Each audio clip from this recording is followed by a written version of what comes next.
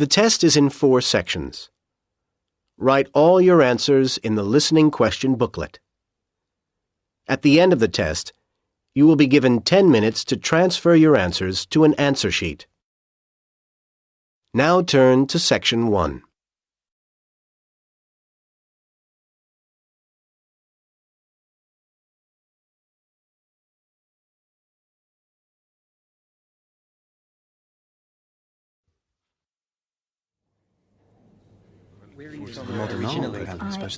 Good morning, everyone, and welcome to the museum. There are a few points that you need to remember, so before you go in, I'll just run through them. Then you can all go off and have a good time. So, first of all, you've all paid and you all have a ticket that allows you to go anywhere in the museum and includes one trip to the 3D cinema. So you need to make sure that you put the ticket somewhere that is secure but easy to find. This is partly because you'll need to show it to our staff if you decide to go out at any time. There are 2 restaurants which are outdoors, for example, and anyone who does decide to go outside should go and come back through the grey gates. Please don't use the emergency exits unless there really is an emergency. Now, I'm afraid that if you want to take photographs, you have to purchase a permit at the entrance. We don't allow visitors to take photographs of anything in the museum unless they have a permit. If you'd like a picture of you and your friends at any time, just let us know. We have a number of professional photographers who'll take a photo for you. Another thing is that you must keep everything that belongs to you with you all the time. A lot of people will come to the museum during the day. You'll probably be here for most of the day yourselves, so don't lose your wallet. And make sure you don't leave your mobile phone anywhere. It's easily done and we aren't responsible for any losses while you're here. As I mentioned earlier, you can go and see any of the films that are on in the 3D cinema. I'll tell you about those in a minute. There's also a schedule on the back of the museum guide. I suggest you get to the cinema entrance roughly 5 minutes early. It takes very little time to seat everyone, so you won't be waiting for the show to begin. Well, I think those are all the instructions I need to give you.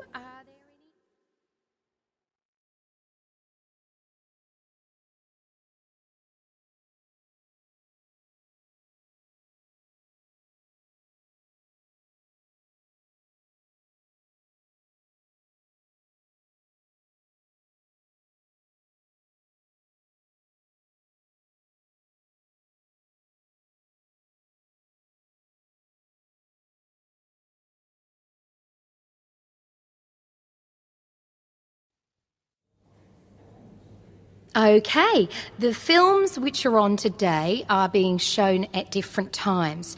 They're also about some amazing subjects. Let me tell you a little bit about them. The first one is called The Secrets of the Nile and starts in half an hour at 10 o'clock.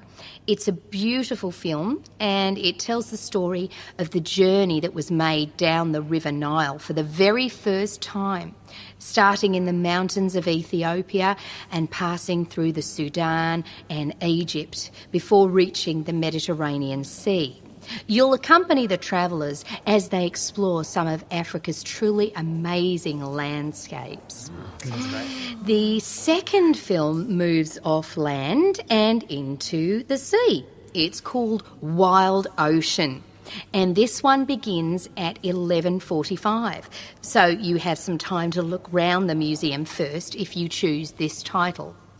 In this film, you'll join the huge number of fish and other animals that live far down near the bottom of the sea.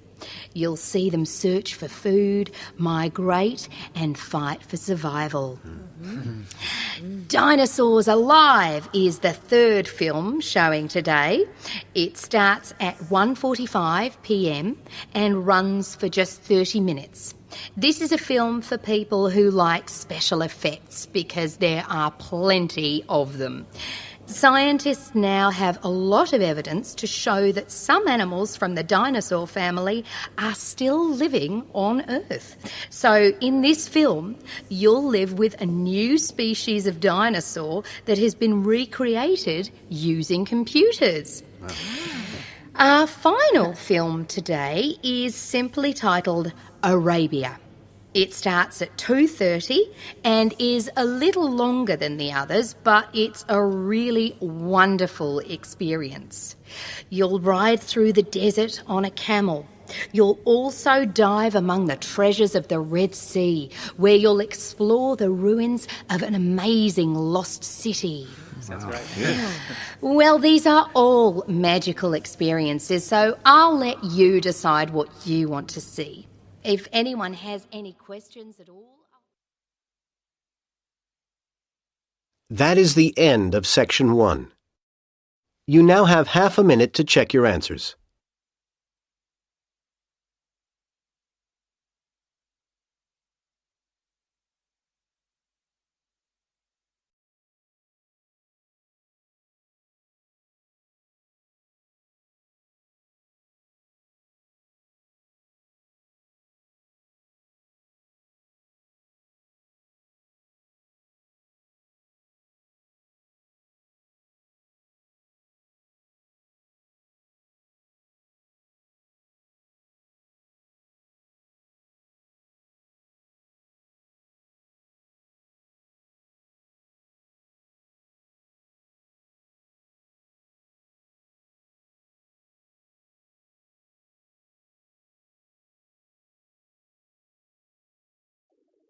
Now turn to Section 2. Section 2. You'll hear a talk by a security worker from Sydney Airport who is introducing the day-to-day operations of the Australian Quarantine Service. First, you have some time to look at questions 11 to 17.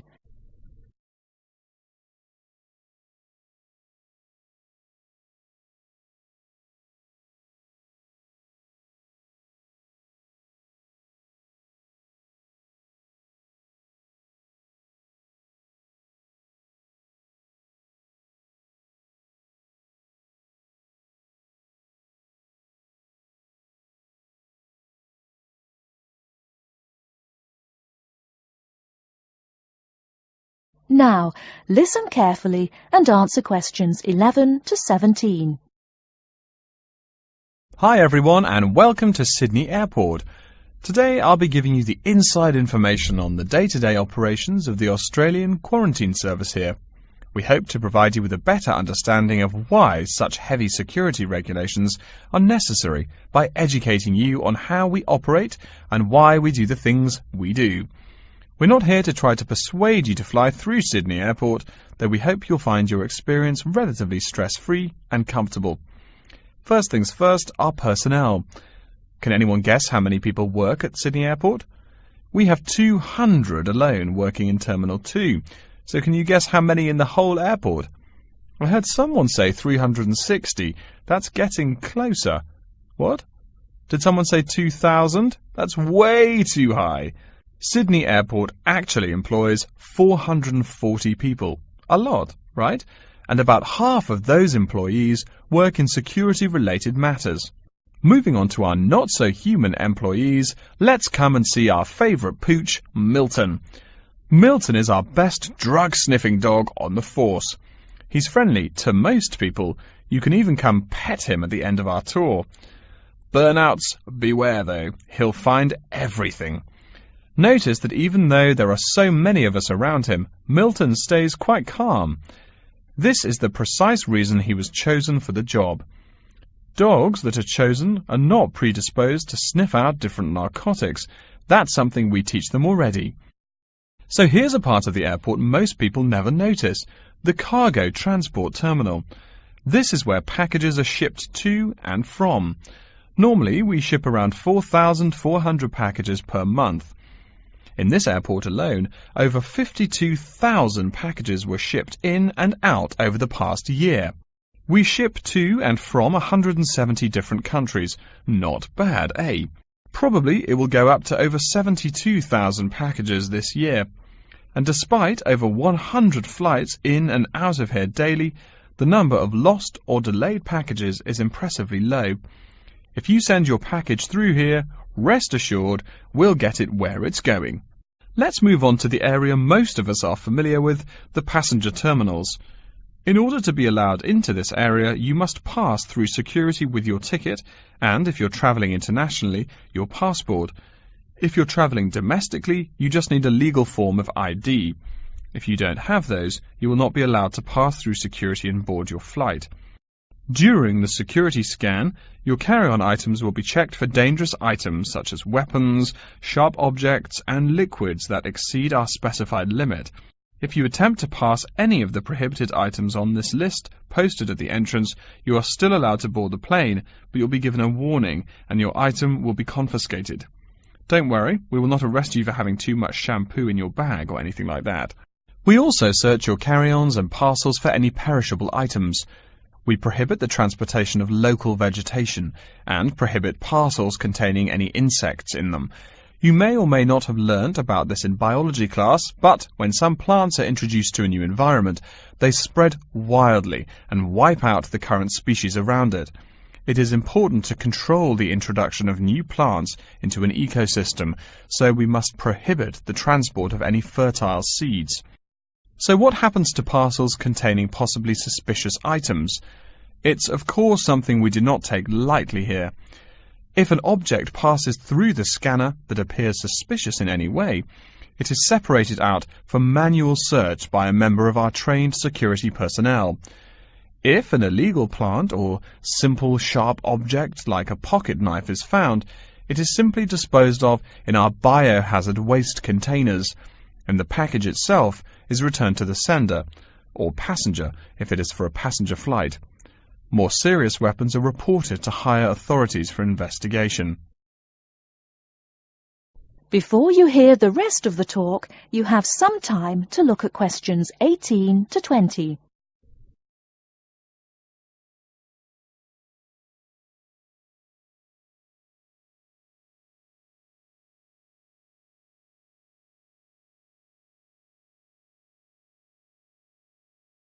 Now listen and answer questions 18 to 20.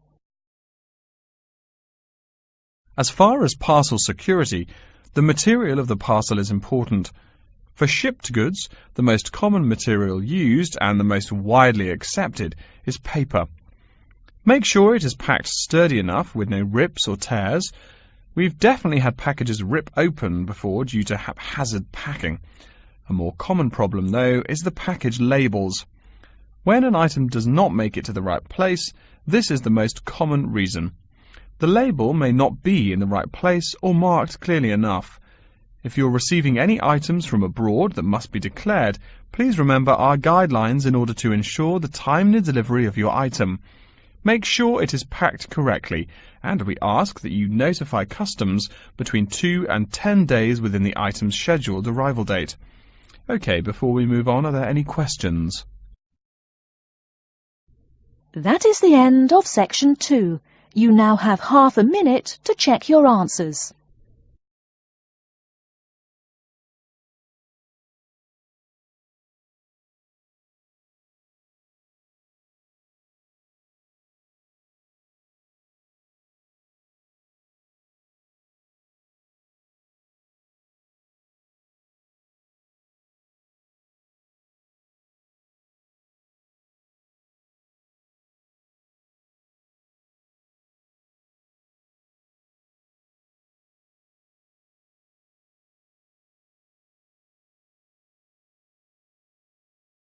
Now turn to section 3.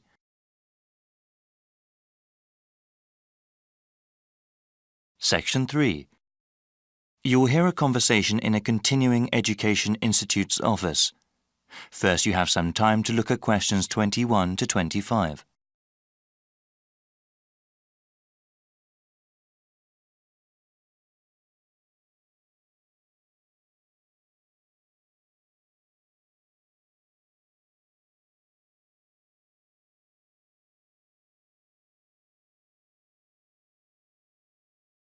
Now listen carefully and answer questions 21 to 25. Welcome. My name is Jeremy Holtz. Hello, Jeremy. I was told to come to this office and ask about your continuing education program. I'm interested in taking classes and want to know more about the program. Certainly. We have several different programs depending on your education goals and on what you are doing now. For example, we have continuing education programs for those who want to finish a degree or start a new one, and we also have a program for working adults. Well, I'm working part-time now and I'm interested in completing a degree in business administration. I am working at a hospital, you see, but I want to change my job, either work in hospital management or have my own business. Okay, that sounds great. Many students in our program want to advance in their current careers or even change them. What kind of degree do you have now? I am a registered nurse with a 2-year degree. Great. First, we have to figure out where you want to take classes. We have satellite campuses all over the region. The ones at the city centre are accessible by public transportation but offer fewer course times. A car is the best way to attend classes at our satellite campuses in the suburbs, but they have more classrooms and therefore more courses. Well, I have been saving up for a car, but I don't have enough money to buy one yet. I think the city center campus will be better. Okay, now we have to decide which program you want to register for. We have night courses, where the classes generally run from 7 p.m. to 10 p.m. Classes during these hours are usually once a week. There are also courses during the day that might work for you, depending on your work schedule. Well, like I said, I'm working part-time and unfortunately I work during the evenings. You see, I'm living at my parents' house right now. My father is quite ill, actually, and since my mother works normal hours, I take care of him during the day and my mom takes care of him in the evening when I work. The city center campus doesn't offer classes during the weekends? No, the suburban one does, but unfortunately, there are no classes during that time at the city center campus. You know, maybe the online courses will be better for you. Do you have access to the internet? Yes, I have a computer at home. That might be the best way for you then. It's still a new program. We're still working out the bugs, but it will allow you to work part-time, take care of your father, and take classes. The completion of your degree will probably take longer, however. Before you hear the rest of the conversation, you have some time to look at questions 26 to 30.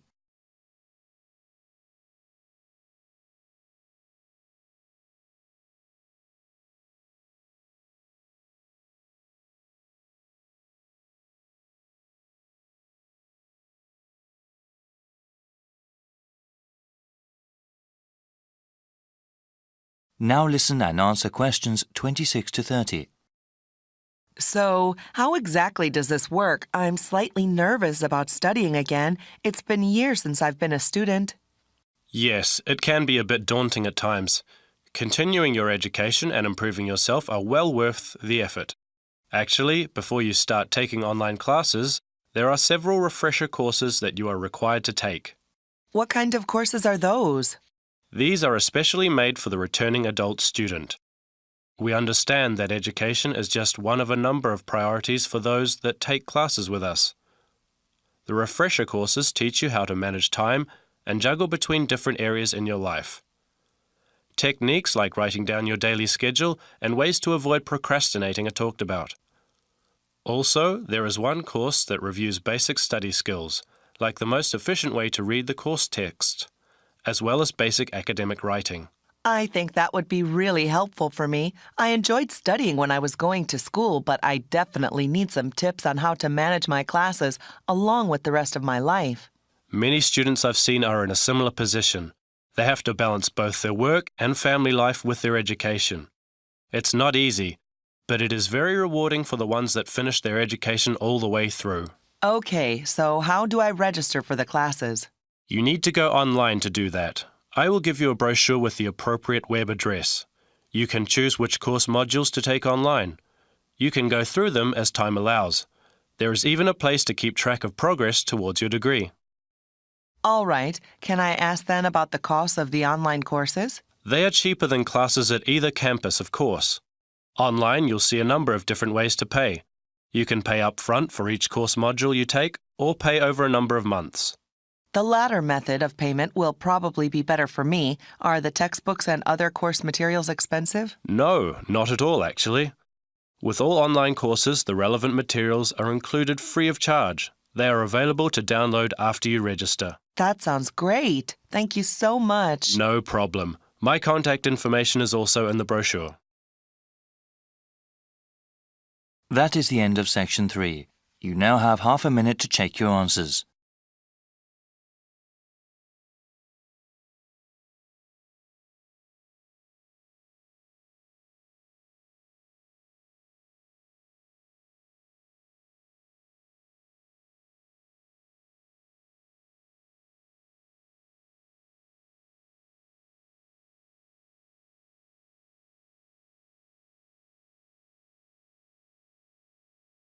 Now turn to Section 4.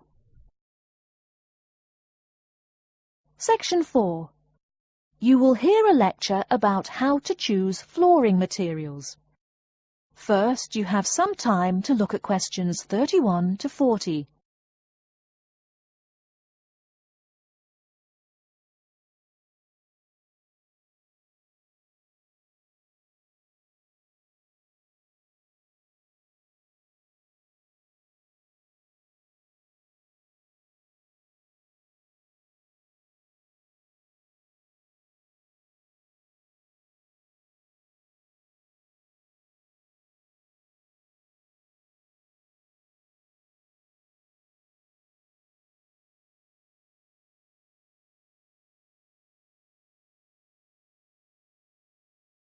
Now listen carefully and answer questions 31 to 40.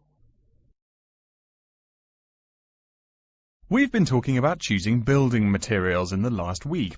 Now, a great many factors influence the choice of building materials. You can't make a house of cards, right? And people who live in glass houses and all that. Anyhow, today I'd like to say a few words about flooring. Some artificial materials can be used, like plastic for instance, which offer mixed blessings when used as a flooring surface. On the one hand, plastic is cheaper than nearly any other alternative, short of bare ground. Plastic also does not warp like wood. On the other hand, the best that can be said about plastic is that it looks like wood or stone. However, it cannot replace the real materials. As I have mentioned, I'm fixing up a new house. The decorator my wife hired told me plastic does a great job of looking exactly like plastic. Besides, it scratches easily, fades or discolours, and starts cracking within a year or two. So, if you're fitting out a sleazy hotel or plan to live in a trailer park, go with the plastic.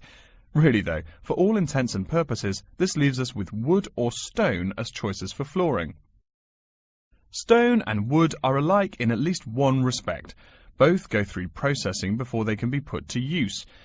Since few of us cut our own lumber or quarry our own stone, this is not perhaps a pressing concern. Still, do-it-yourselfers would do well to remember to buy only properly seasoned wood.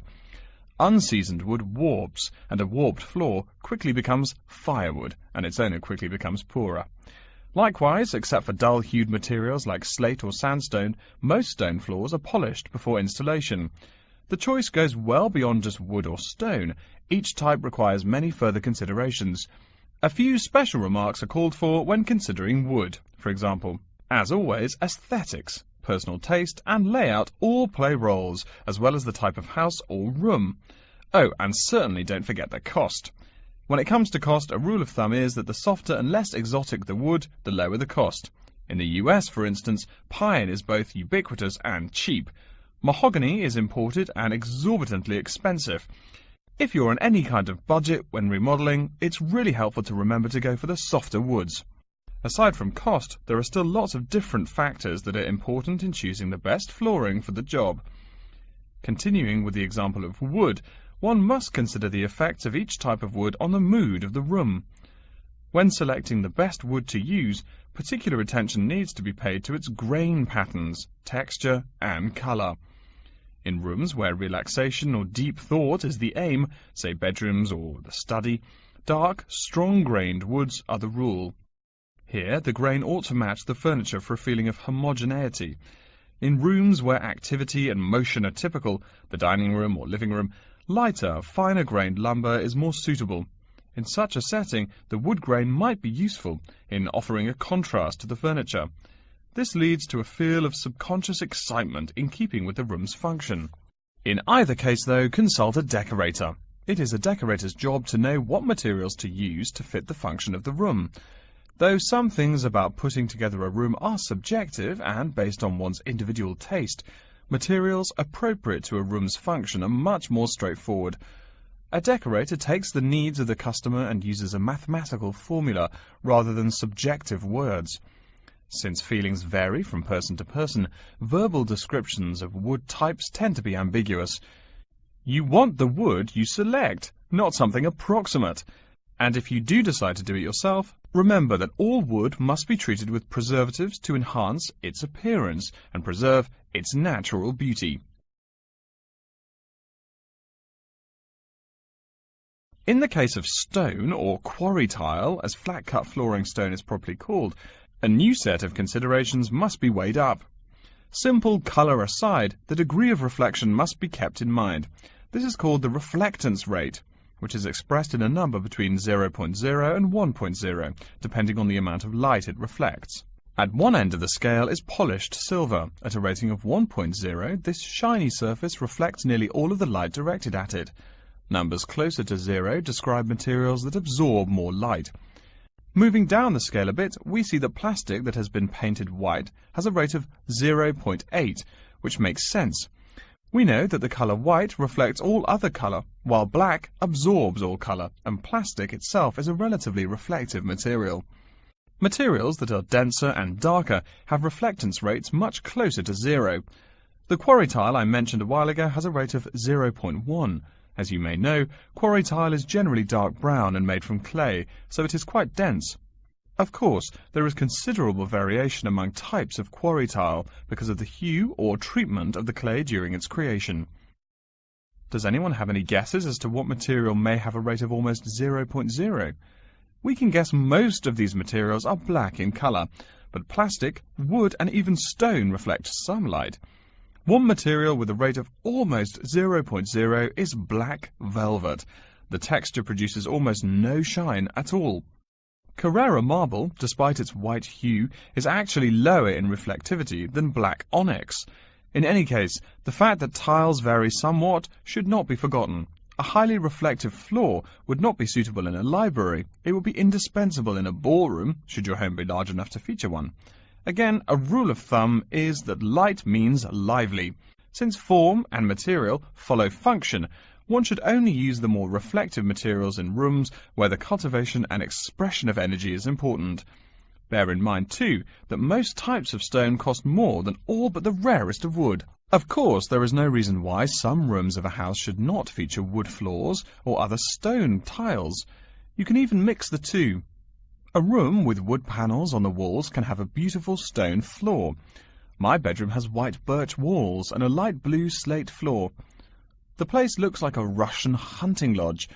Remember, though, go with what feels right for you. Good taste and the laws of interior design are the homeowner's servants, not his master. It's only beautiful when you decide it is.